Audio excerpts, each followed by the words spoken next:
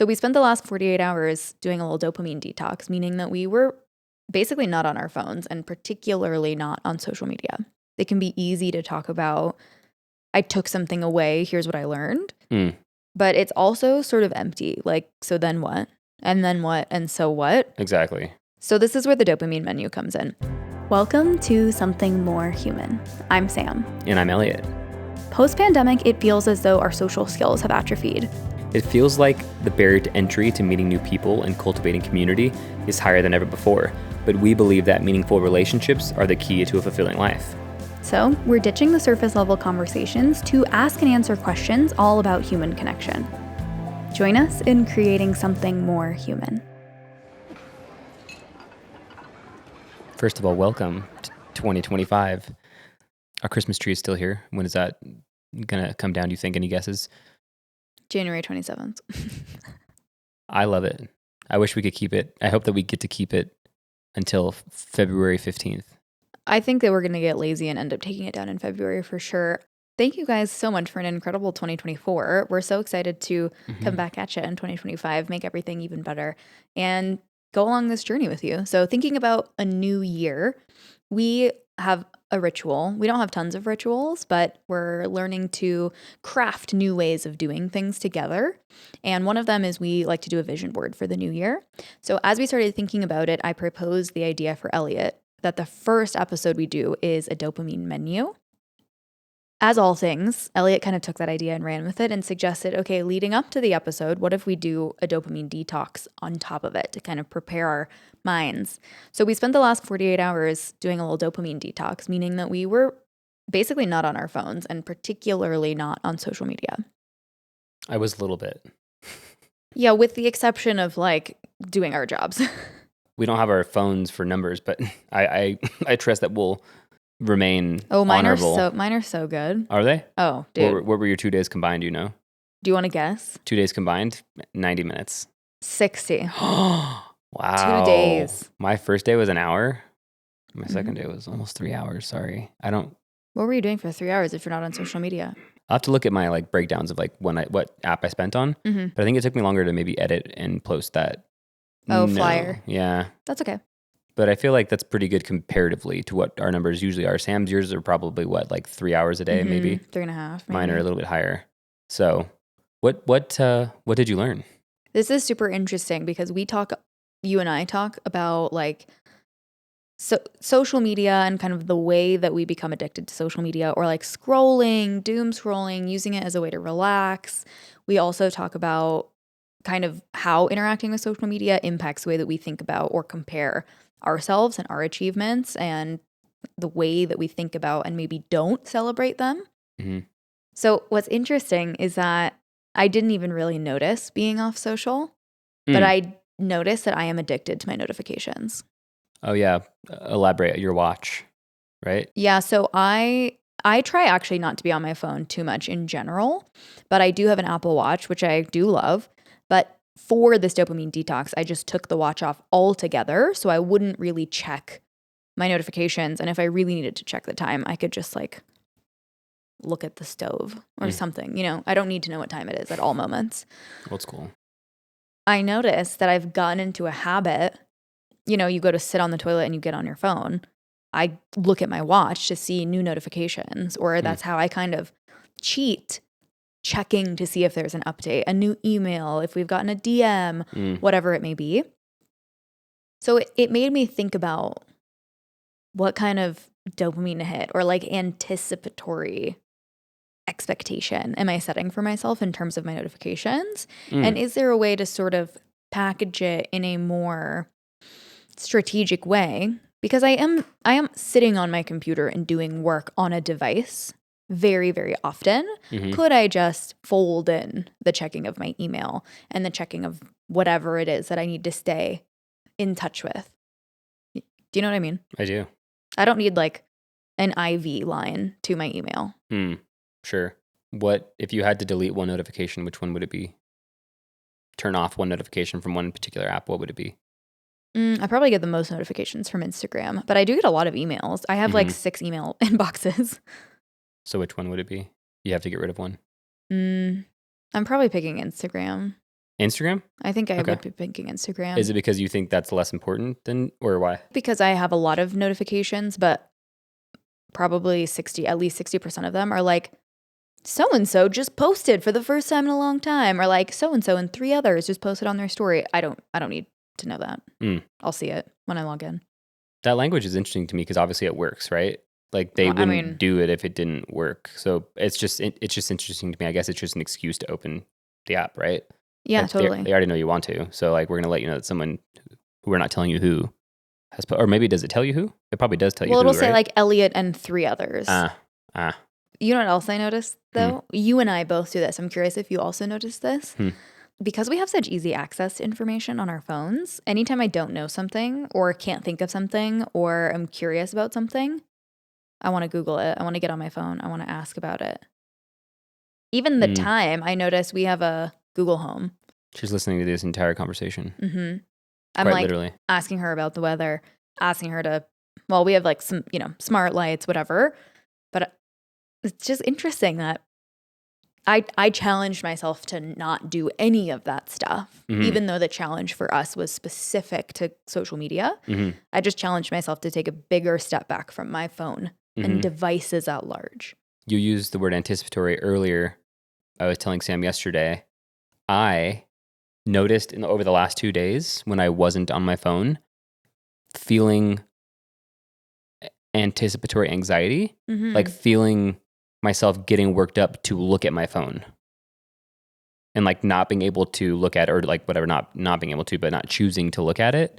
Like the energy that was built inside of my body, anticipating the feeling that I would get from looking, you know? And I know we use the word addiction pretty loosely, but I think it's interesting saying that because for the sake of the experiment, we didn't.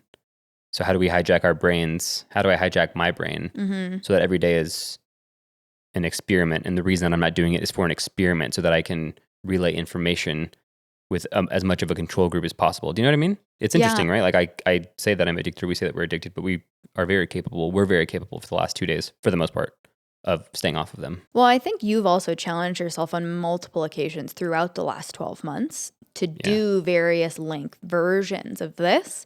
So my proposition for you is actually, can we commit to doing this quarterly in 2025? Yeah, and this is sort of where the dopamine menu comes into play. As I was doing the 48-hour experiment, I was thinking to myself, like, what is the average screen time for an American? It's like 7 hours. And then I was looking at what is the average amount of time that someone spends looking at a TikTok before they move on. And each app is a little bit different. Like Facebook, I think, is like maybe 4 seconds. Instagram is 6. And then TikTok is like 8 or 9, which is very interesting in and of itself. Oh, it's more on TikTok. It's more on TikTok, yeah, because they're more narratively structured, right? So I think that you always feel like you're going to get a beginning, the inciting incident, the middle, and then some sort of like climax at the end before you scroll. I feel like that's why TikTok is even 2 seconds more times how many users. It's a big deal. Anyway, right? So I was thinking if the average there's like 6-7 seconds, because I spend a lot of time on TikTok if I'm scrolling now, 7 hours spent on a reel or TikTok. So there's 420 minutes or 25,000, just over 25,000 seconds. And if you spend 7 seconds on average, right? That's over 3,200 pieces of information a day that you'll ingest in one day. Ingesting 3,500 pieces of information, to go from doing that every day essentially to not doing it at all is mind-boggling. And I don't think that it's something that we spend enough time talking about. Like that much information in one day. We're not going to remember any of it at the end of the day. Like we might remember like 1 or 2 that really stand out for like a little while that we like to laugh at and remember. But for the most part, it's not helping our ability to remember our real life. Do you know what I mean? Yeah, that was my first reaction is, if I am remembering pieces of that information, our brain is processing other pieces of information as we go about our day. What's like the trade-off? Yeah. Did you feel like you were any more productive or any more present? 100%. Oh, you did? Yeah. I was telling you yesterday when I was feeling that like anticipatory anxiety. Well, what I would normally do obviously is like I would feel that, and then I think that's what prompts me to get on my phone without me realizing. Like I Oh, feel that, and then that's the thing that my body's telling me I need this. I need it. to relieve the anxiety. Yeah, I need it. So I realized, holy shit, like where's this even coming from? Like I'm not Wow. anxious right now. I feel fine. Nothing's wrong. I was like, oh, like I'm supposed to be getting on my phone now. Interesting. Yeah. So then I just breathed. I was like, okay, like this is your opportunity. The universe is telling you, instead of getting on your phone, just practice breathing and like think about your breathing. So I would like I would just like walk down the hallway and realize that I usually get on my phone when I walk to the elevator. And now I'm thinking about the amount of steps it takes to get there. And so now I know for good that it takes 42 steps to get from here to the elevator every time. I realized that just from not being on my phone, just like creating like this little thing of, okay, this ritual, I normally get on my phone here. I'm not going to, like, what's going to happen? What's going to come from that? And it's basically me just obsessing over how many paces it takes to get to the door. I don't know why, but that's just what happened. I think it's presence. Also, there have been a few times where you and I are both dicking around on our phones and realize that we haven't even pressed the button to the elevator. Oh, that's We're waiting true. for an elevator that's not even coming. Yeah, that one's kind of heavy. That's embarrassing. What I love about you saying that you're just going to like return to your breath is I think sometimes it can be easy to talk about, I took something away, here's what I learned. But it's also sort of empty. Like, so then what? And then what? And so what? Exactly. So this is where the dopamine menu comes in. For those of you who have no idea what a dopamine menu is, I'll explain it. And if you have seen a dopamine menu online, we did something just a little bit different. So here's how we've defined it. It's essentially a list or a menu of things that are your go-to, which make you feel good, especially things that you could do instead of doom scrolling on your phone for any period of time. Whether it's just warm and fuzzy feelings, whether it's something that inspires you or motivates you, tiny pockets of joy that you can just bring into your daily life, or things that make you smile. So they're separated in categories as you would see separated on a menu. So the first thing is starters or appetizers. These are small things that don't require a lot of time or effort that you could do daily or multiple times a day. My favorite appetizer right now is the shrimp ceviche at Ollie and Parks. Chef's kiss. The next one is entrees or main. So these are more hearty things that take a little bit more time and effort and are better suited when you have a longer break in your schedule or can plan for it. For example, yesterday I bought Sam an $18 Reuben sandwich with seitan, all veggie sandwich. And at first I thought that was too much money, and then I picked the sandwich up. It's like 15 inches long. Solid entree for $18. I would agree. Then you have a la carte or sides. These are things that supercharge your other menu items to make them more enjoyable. I am a sucker for truffle fries with a little bit of salt and ketchup, or like a garlic crema. Ooh. $8, $10, $12, sign me up. Yummy. Then we have desserts. So things that are a little bit more indulgent. You love to indulge. Indulgent and healthy. Ollie and Parks did a forbidden rice pudding with like a sweet cream in the middle. Oh, why is this the first time I'm hearing about it? It was a special only for the one night because they were testing it out, and they are in process of putting it on the menu. It is. Why didn't you let me try it? You were up here. You were reading probably. I downed that so fast, dude. They gave it to me for free. He's like, hey, try this, and put it in front of my face, and I ate the entire thing before I finished my calamari. Wow. Okay. Last but not least, there's specials. These are things that are more high energy or maybe more indulgent that take more time or planning or money, but are always worth it when you do it. I'm a little bit skeptical of specials at restaurants because one time someone told me that specials are really just the thing that they're trying to get rid of, like fish or like older pasta or something, older vegetables. And now I can't see past it because I feel like more often than not when I get a special, I'm underwhelmed. Oh, I thought you were going to say your favorite special is like Airheads or like sour sketty. Is that a special? I don't know. That's candy. That's dessert. A special is like, a special. Very special. Okay. Here's our special on the menu today. A forbidden rice and soy sauce cod. Here's what I love about the idea of a dopamine menu. A, it's very fun, obviously. It's very organized, which just scratches my brain in the right way. I love a flow chart, a graph, a system that's organized intuitively. We both do. That's something that we both like. That's interesting. I like graphs too. I like organization. I'm not as good as implementing it as you are, but I love a good organizational tool.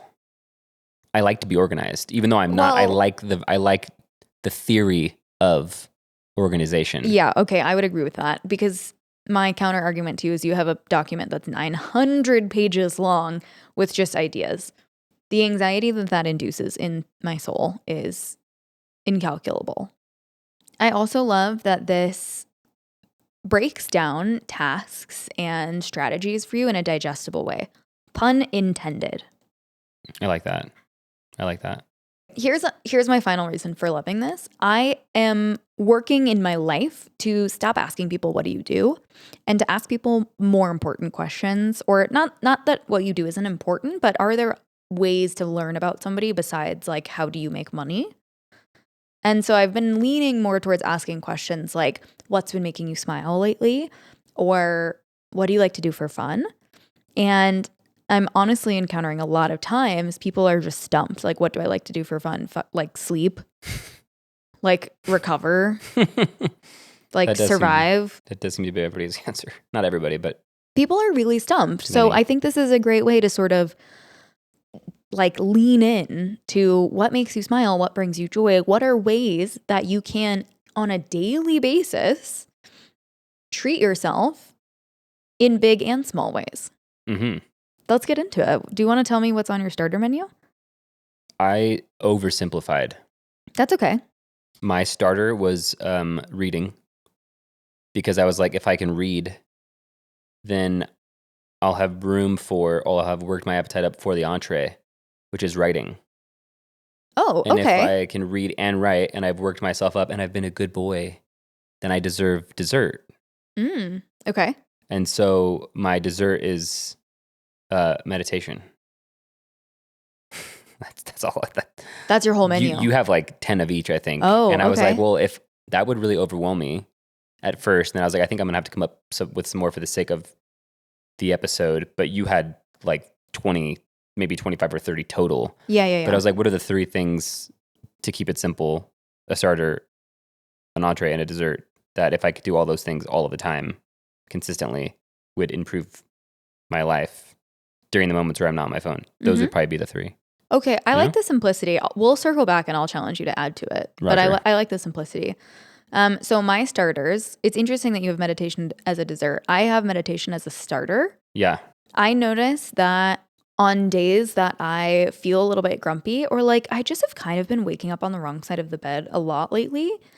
What is that about? I don't know. So instead of skipping the things which feel like superfluous. Like what?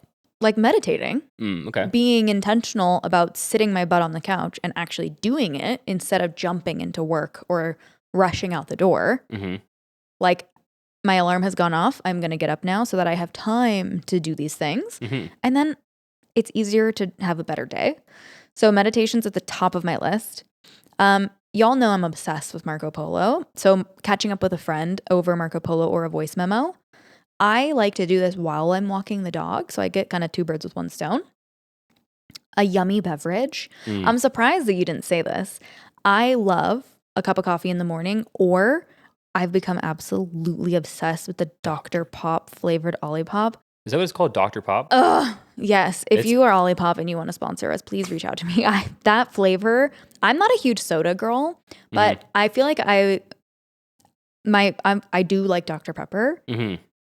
Something about cracking open the Dr. Pop flavor, it just brings a smile to my face. So love it. Big fan. I think it kind of reminds me a little bit of Dr. Pepper with some cherry grenadine. Oh, sure. Like it's a little bit sweet and a little bit less carbonated than Dr. Pepper, but also just as sweet with only 5 grams of sugar. No, it's awesome. Which is pretty sick. Yeah. Yeah. Okay, I also have working out. I put this on my starter menu because sometimes I talk myself out of working out when I think it needs to be 60 or 90 minutes. But if I can remind myself that I can get in and out in 30 minutes, I'm more likely to do it and I will feel better. So like showing up is sometimes the hardest part. It's better than nothing. And absolutely. You know what I realized? A new record came out from Were, like one of my favorite bands. And you and I have been working out a lot lately in the last week.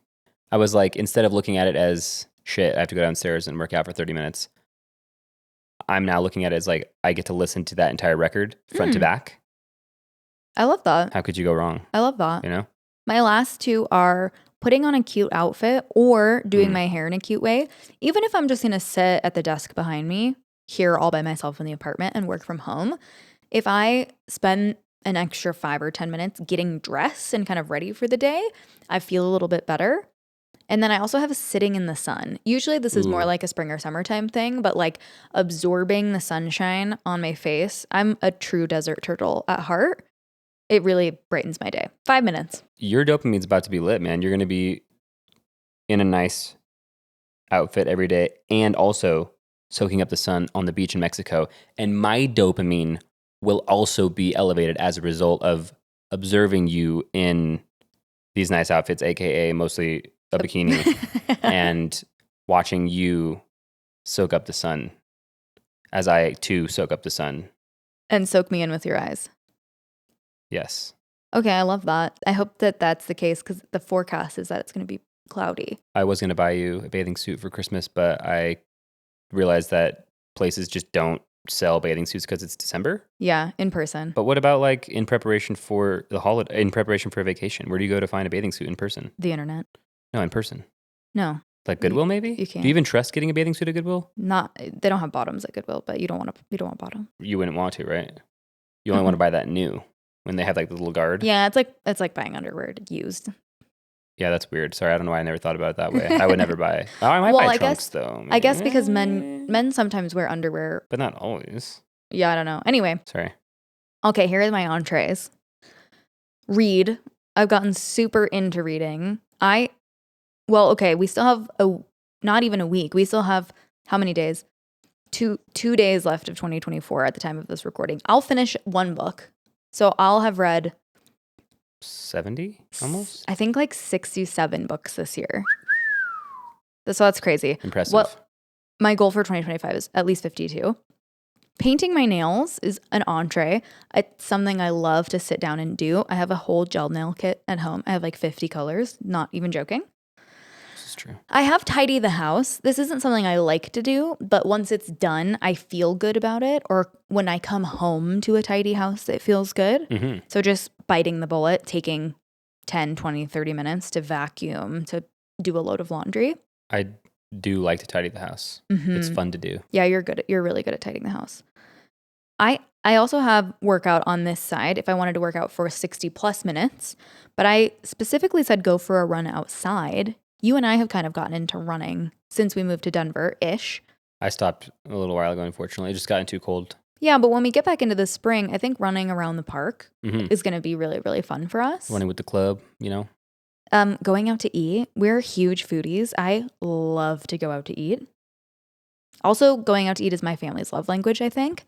So I especially just love to spend time going out to eat. Mm-hmm. Something I have on here is something I haven't done in a while. Bubble bath. We don't have a bathtub. I saw that and I was like, we couldn't even, you know what? We could get one. We could like buy one of the, you know. Like inflatable. Yeah, we could if you really wanted one. You said by the time the water filled up, it would be cold? It makes no sense. If you fill it up with the shower head, by the time the bath is full, the water will be cold. Absolutely. I mean, we could try it. Does it take that long? Yes. Maybe we're just going to have to break our lease, man. And maybe we'll just have we just secretly install one and say, this looks great anyway. Don't charge us. It's all yours for free. That would be sick. You know? Yeah. Final two, I have also gotten very into sourdough. So I put homemade food at large. Mm-hmm. That could be making bread, making a little like yummy baked dessert, or some kind of nice homemade dinner. You, a few nights ago, made a really amazing like from scratch pasta sauce. And that's great. It's like a nice way to explore creativity in a totally different way. I think it's the first time, honestly, where I was just like, you know what? Instead of saving this video that I found on TikTok, I'm just going to make this tonight. Like, I'm not going to overwhelm myself. We both like pasta. It was so simple. It was just Roma tomatoes, chopped, garlic chopped, onion chopped in for a while. Mm-hmm. Some olive oil, a little bit of butter. A roasted bell pepper. A roasted bell pepper was actually the thing that I added that you suggested that elevated it. Secret ingredient. And then once it all cooked down, we put it all into a blender. I put it into a blender. We added some burrata and parsley. A little bit of parsley, heavy cream. Blended it up. With some penne? It was, We had spaghetti, basil, dude. Sorry, basil. A shit ton of basil. Basil's like my favorite herb, one of my favorite flavors of all time. That was incredible. It was really good. Okay, a la carte. I challenge you here. I'm thinking of a la carte as pleasure stacking. So what are like Mario Kart superchargers that I can add to my other activities to pleasure stack? If you are on the dopamine menu side of TikTok, a la carte can also mean things that you can do to spice up activities which you are obligated to do, like work or exercise. I'm talking pleasure stacking here. So I have invite a friend, whatever it is, going out to eat, going to run errands. I put silent book club. Like, let's say you and your friend are reading different books, but you want to hang out. Like, make a cup of tea and sit on the couch together in silence, but you get to see each other. I have switch up my location.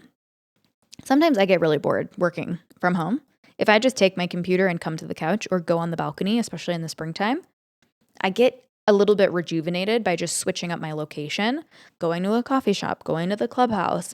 You can do the same activity, but just change the locale. It makes a big difference. I have good smell. So I have light a candle, turn on the diffuser, maybe use an essential oil roller, put on some lotion, something that I feel like smells can feel indulgent, but they don't have to be expensive or time consuming at all. The candle that Wyatt and Jorge made us smells really good. Quite delicious. Yeah, thank you. I also have yummy drink on here. Just crack open something yummy or like make yourself a little iced tea latte or whatever. You know what I mean? You know what I'm thinking of right now? What? Mountain Dew Code Red. Oh my God. That's just red number 40 or whatever. It's how did they even come up with it? Like, it's so good. Sometimes a flavor like coffee ice cream to you, it's so good that you're like, how did someone arrive here? Like, it's like a flavor that was always meant to be. It's like a thing, right? It's like a staple. It's like part of the universe. But there was a time where it didn't exist. Like, Mountain Dew didn't exist, and then somehow they made that flavor that everyone loves. How the fuck did they even do that? How'd they come up with the flavor that everyone just loves? I have a feeling people in the comments are going to be like, Mountain Dew regular tastes exactly like Mountain Dew Code Red. You don't actually believe that? I don't think I've had a Mountain Dew in. Why would anybody say that? Anybody that drinks Mountain Dew, that likes Mountain Dew, knows that those two don't even taste anywhere near each other. Okay, let us know in the comments what you think. And last but not least, I have turn on a podcast, audiobook, or top tier playlist. If you're making sourdough bread, put on something more human and jam out. We're almost done with my menu.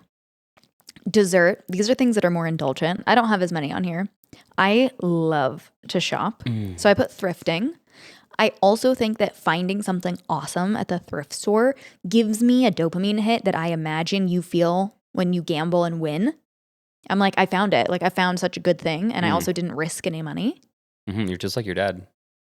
My dad also loves to shop. I have ultra fancy dinner. You and I like to treat ourselves to something like super fancy every now and then. And then I also have picnic. In the summertime, I will get down on a picnic. That also feels like pleasure stacking. Last but not least, specials. I have infrared sauna, visit the spa, weekend getaway. I like to joke hot springs are my love language. Or a mini adventure, something we've never done or haven't done in a very long time. I've had a dream all winter long, next time it snows, to go get like a crappy Walmart sled, those like round plastic sleds, find a hill nearby, and just go down it with our friends. I feel like that's just, you're kind of describing what it is just to be a kid with a lot of time and no constraints. They just say, or back then, just say yes to everything, you know? Yeah, I mean, it's nice. It's cute. I think what I love about most of the things on my dopamine menu are that when we think about doing things that we like, doing things that bring us joy, or doing things that, relieve stress, we often think about things that we have to pay for or like go attend. Like, obviously the spa is high on my to-do list, but light a candle, meditate, work out, sit in the sun, have a picnic.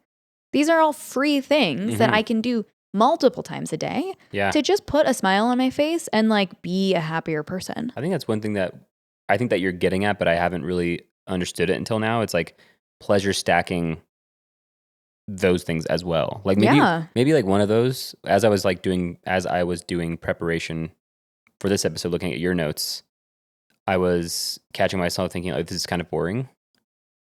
And I take that back, especially now, because it's not. And I think inherently I felt that way because I am a product of being on my phone too much. So these things that don't seem to spark too much joy, or they're too simple, or maybe they require too much time to really feel the full effect, and we want to move on to the next thing. If you do many of those things in one day instead of this other thing that you're wasting your time doing, like those add up, and then you feel something special. I'm not saying that a candle doesn't have the ability to change your mood. It does, but I think on top of those other things that you've already mentioned, that's the recipe for a pretty damn good day. Yeah. You know? I mean, if we have 25,000 seconds to decide. If you spend 7 hours on your phone, which it apparently, according to the books, you do. Right. Even half that time. If we have 3 hours a day spread across our workday or spread across our waking time, could you buy yourself a yummy drink and put on some lotion that smells really good and listen to a playlist that makes you happy and make a homemade meal? Absolutely, you can. So our challenge for you following this episode is to think about, who do you want to be in 2025? And that version of yourself, what do they want? How do they walk? How do they talk? What do they do for fun? How do they interact with the people in their life? And from there, make your dopamine menu. I think what's great about doing this now is there's undeniably a lot of energy entering a new year, whether it's planning, forecasting, starting over, transition, whatever you want to think. There is very specific energy entering a new year and celebrating the start of something new, even if it's totally like man-made and fabricated. Like, what is time? What are years? Yeah. Okay, we've all agreed that we're starting a new 12 months, so just capitalize on that energy in a way that maybe you haven't before. Give it a try. What would it cost you? If you're liking the show, follow us on, Sam just told me it's not iTunes, it's Apple Podcasts. iTunes literally doesn't exist I knew that. anymore. There's also a video version on YouTube. You can subscribe to us there, and see you guys next time. See you later.